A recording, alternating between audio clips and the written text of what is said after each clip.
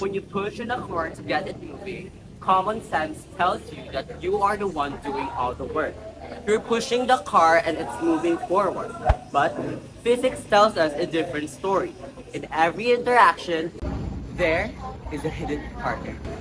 Newton's third law of motion states if body A exerts a force on body B, then body B exerts an equal and opposite force back on body A. We call this action-reaction. Why don't forces cancel out? Now here is where most people get tripped up.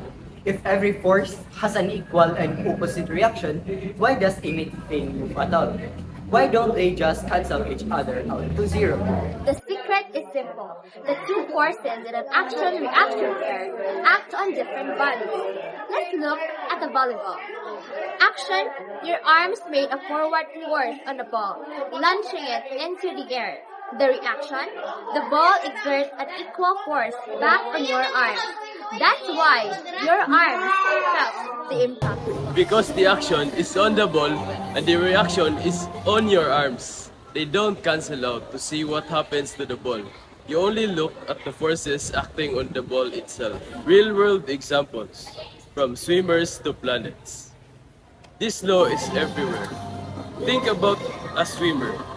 To move forward, she kicks the water backward. The water responds by pushing her forward with a thrust force. It even works across the vacuum of space.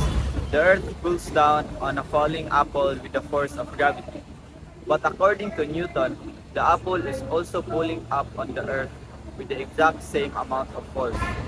Wait, why doesn't the Earth move?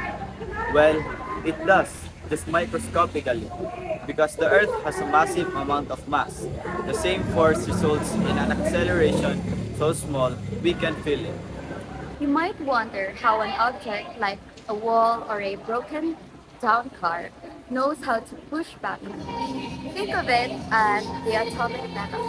The interaction between your hand and the car is like millions of tiny miniature springs between the atoms of both surfaces. When you push, you compress those springs, and the compressed spring always pushes back with equal strength on both ends. Whether the car is at rest, starting to move, or rolling at a constant speed, the car pushes back on you exactly as hard as you push on it. Next time you're walking, remember, you aren't just moving yourself. You're pushing the earth back and the earth is pushing you forward. Newton's third law reminds us that forces aren't things that objects have. They are interactions between objects. In the world full of physics, you never truly act alone.